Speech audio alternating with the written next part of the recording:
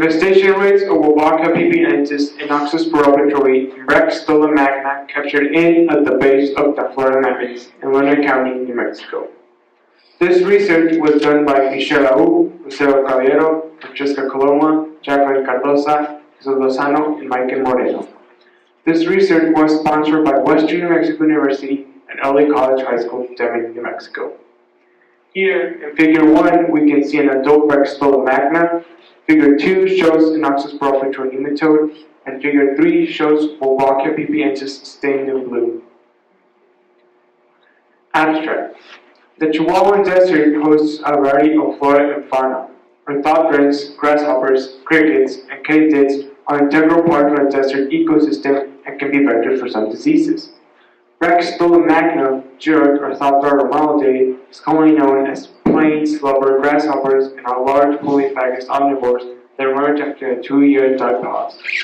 Besides being a food source for many species, they can be vectors for parasites such as Wolbachia pipiensis and Oxyspirura petrowi.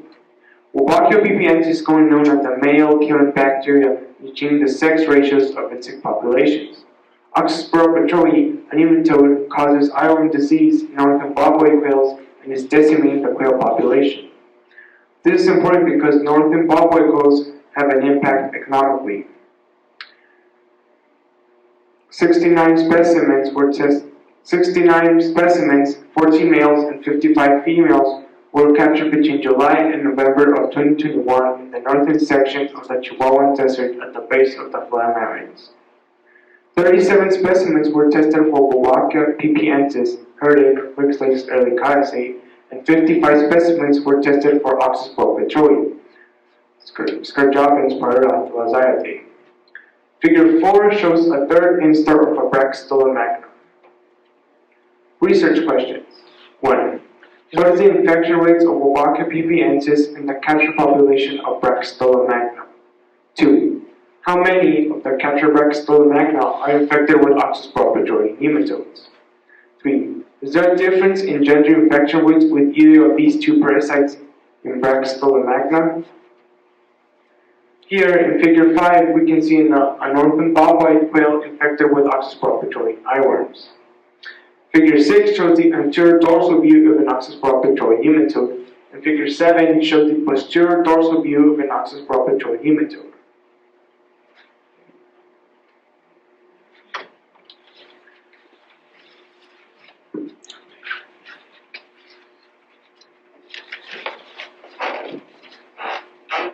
Study area. Brachystola magna specimens were collected from a 5-hectare area, approximately 32 degrees and 17 minutes north and 107 degrees and 62 minutes west, at an elevation of approximately 14,000 meters from the Bajada on the north side of the Florida mountains. The Brachystola emergence began in July of 2021. Specimens were collected between July and November of 2021. Many species of flora and fauna inhabit this area. The Florida mountains are an inactive fault-block range comprised of Paleozoic limestone and dolomite rocks that extends north-south for 38.6 kilometers. Figure A is a downloaded satellite image from Google Earth and a photograph of the study area. Flora. Creosote bushes are a major component of the Chihuahua Desert, comprising 98% of the vegetation. Creosote bushes consist of autopolyploid races. Diploid bushes only exist in the Chihuahua Desert.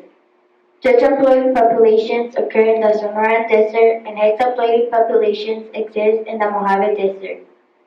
Creosote bushes are an invasive species coming from Argentina approximately 1,000 years ago, causing a decrease in native wild grasses. Bushes are high in Nordic hydrochloric acid, which serves as a defense mechanism against Brachystola magna. Wild grasses, cacti, Joshua trees, and honey mesquite trees are interspersed between creosote bushes. Figure 9 are creosote bushes at the base of the Florida mountains.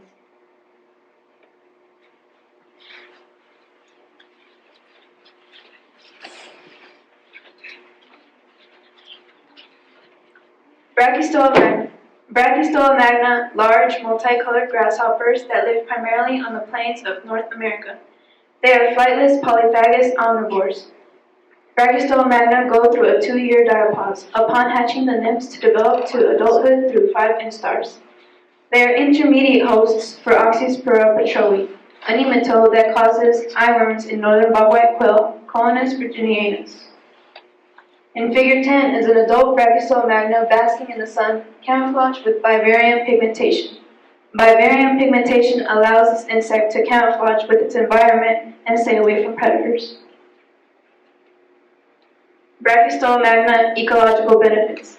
They are a food source for many animals and add a significant biomass to an area. Some adults weigh close to 4.5 grams. They are high in nutrition and have an unsaturated lipid content of 64.7%. Brachystola magna are also high in calcium, magnesium, and potassium and are low in sodium. Also, the chitosan films obtained from the Brachystola magna's chitin have proven to be excellent sausage casing. These films do not deteriorate over time. Ecological harm. Defoliation of crops, especially sunflowers and cotton. Cotton is a major crop in New Mexico, and profits from cotton usually exceed $6 million per year. In Figure 11 is an adult Brachystola magna.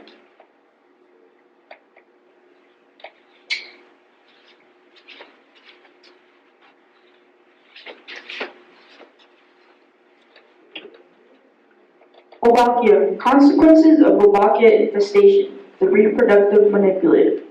Wolbachia are rickettsial alpha proteobacteria endosymbionts, which can be parasitic or mutualistic. Wolbachia tends to be parasitic in insects. Wolbachia can cause cytoplasmic incompatibility, feminization, parthenogenesis, sterility, and shorter lifespans in arthropods. Wolbachia modifies host reproduction to enhance its own spread.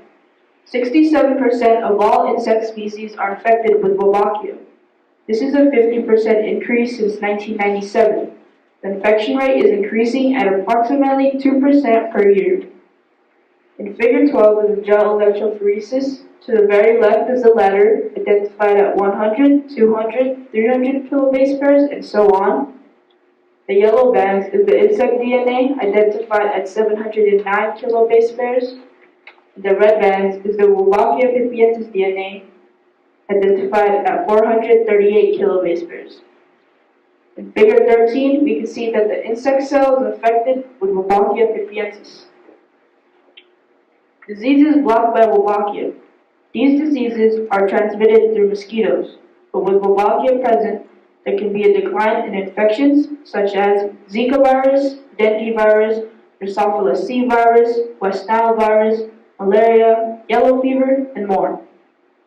And Figure 14 shows an Anopheles aegypti mosquito. Cytoplasmic incompatibility between the two divisions, A and B. Unidirectional cytoplasmic incompatibility. There is offspring for all cases except for when the male is infected but the female is not, resulting in no offspring. Bidirectional cytoplasmic incompatibility. When both the male and the female are infected with the same division, there is offspring. But when either the male or the female is infected with a different division from the other, there is no offspring.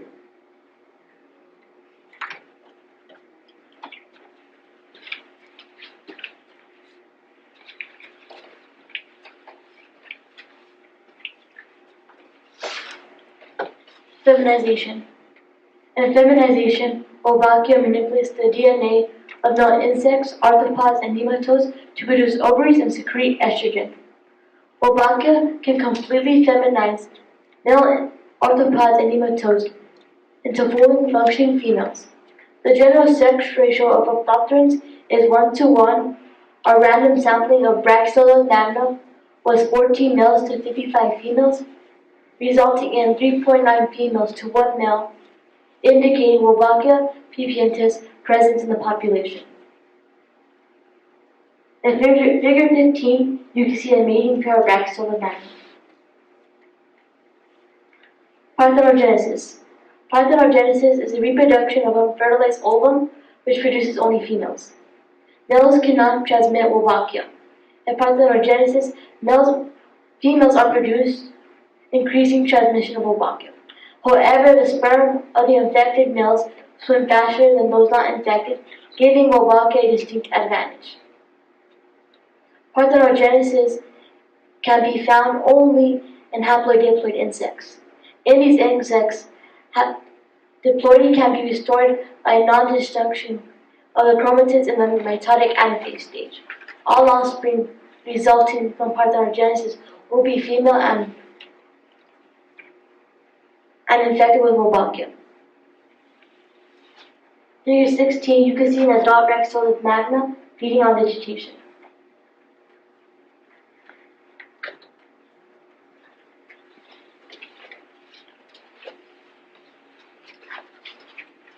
Okay. Transmission of Wolbachia pipientis. Transmission is a transfer or passageway from bacteria and viruses to other organisms. Wolbachia can be transmitted through two types of transmission, horizontal and vertical. Horizontal transmission occurs between organisms of the same or different species due to cannibalism or food supply. Vertical transmission occurs between organisms between mother and offspring. Here, figure 17 shows cannibalism in the Brachystola magna. Figure 18 shows the female laying an egg pod in the soil oviposition. Oxyspirura petrowi. Oxyspirura petrowi is a parasitic nematode that requires both definitive and intermediate hosts. The nematode life cycle is poorly understood. The Brachystola magna has been identified as an intermediate host of the nematode. Several definitive avian hosts have been identified. The northern bobwhite quail is the predominant host. Basically, the nematodes mature in the avian and nematode eggs are expelled in the avian's feces. Grasshoppers such as the Brachystola magna ingest the egg while foraging for food. The eggs hatch and begin maturing in the grasshopper. The birds feed on the grasshoppers and become infected. As the nematodes develop in the avian, they migrate to the avian eyes and cause blindness. This, of course, can endanger the avian's ability to fly, drink, eat, reproduce, and survive in the wild. Figure 17 shows a dissected Brachystola magna infected with nematode eggs. Figure 20 is a male and female mating nematodes. The male is a smaller nematode and the female is a larger one. Figure 21, skull infected with eyeworms.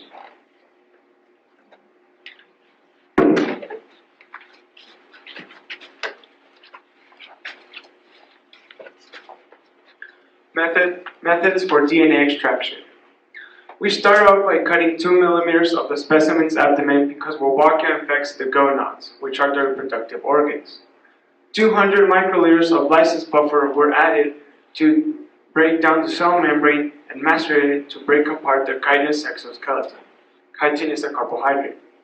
The sample was then put in a water bath for 5 minutes at 95 degrees Celsius to soften the exoskeleton and degrade any enzymes that may damage the DNA.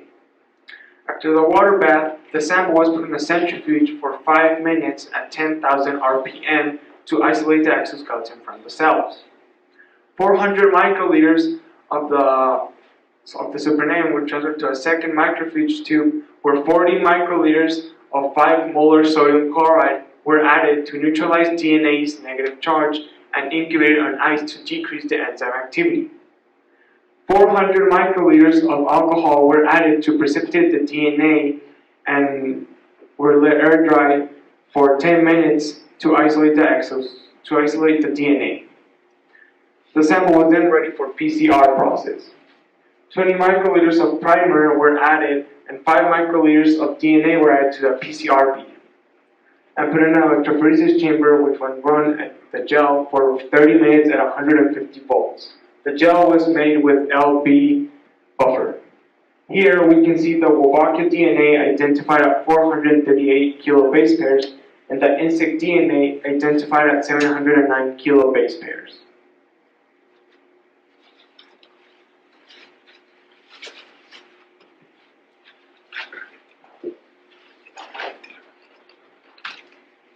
Grasshopper dissection methods. Brachystola magna specimens were kept at 4 degrees Celsius and were thawed for dissection. Dissecting scissors were used to cut the specimens from the ventral posterior to the ventral anterior. The specimens were eviscerated and the internal organs were examined for nematodes. Finally, the procuticles were inspected for eggs. In figure 39, we can see a Brachystola magna being dissected. Results for Wolbachia pipientis.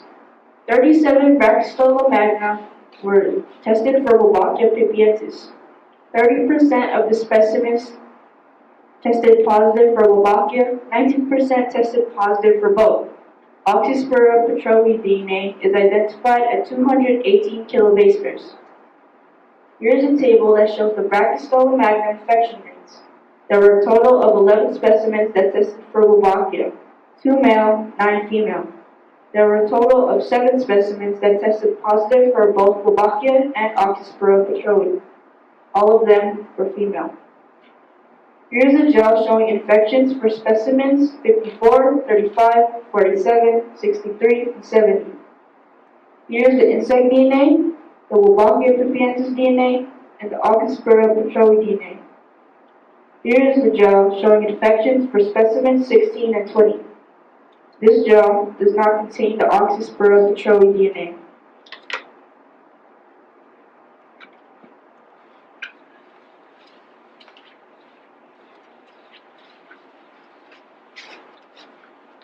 Results for Oxyspirura petrowi. 55 Brachystola magna were dissected and examined for Oxyspirura petrowi eggs and larvae. Here is a second table of the number of eggs and larvae found in the Brachystola magna specimens. There is a total of 55 specimens, 7 male and 48 females. There is a total of 26 specimens with eggs, and all of them were females. There was a total of 27 specimens with larvae, 3 males, 24 females.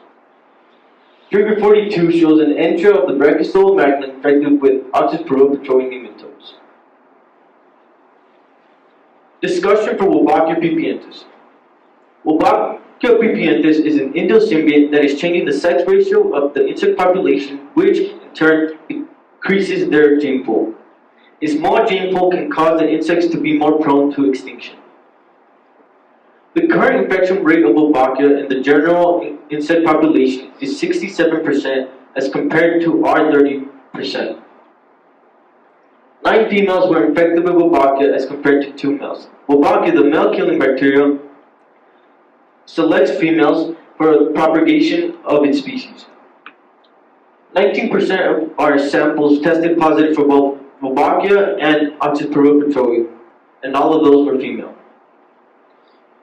The female population of the Brachystola magna seems to be more susceptible to the infection than the males, even when the skewed sex ratio is considered.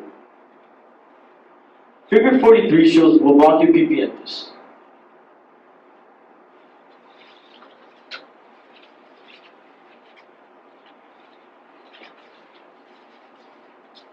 Discussion for Oxyspirura petrowi. 55 Brachystola magna were examined and dissected for Oxyspirura petrowi eggs and larvae. 13% of the specimens were males. None of the males contained eggs, and only 3 contained larvae. 54% of the females contained eggs, and 50% contained larvae. Therefore, 49% of the Brachystola magna had the potential of infecting northern bobwhite quail, which live in New Mexico, with eyeworm disease. Eyeworm disease is decimating the northern bobwhite quail populations in both New Mexico and Texas. In figure 44 is an infected Brachystola magna, and in figure 45 is advanced eyeworm disease.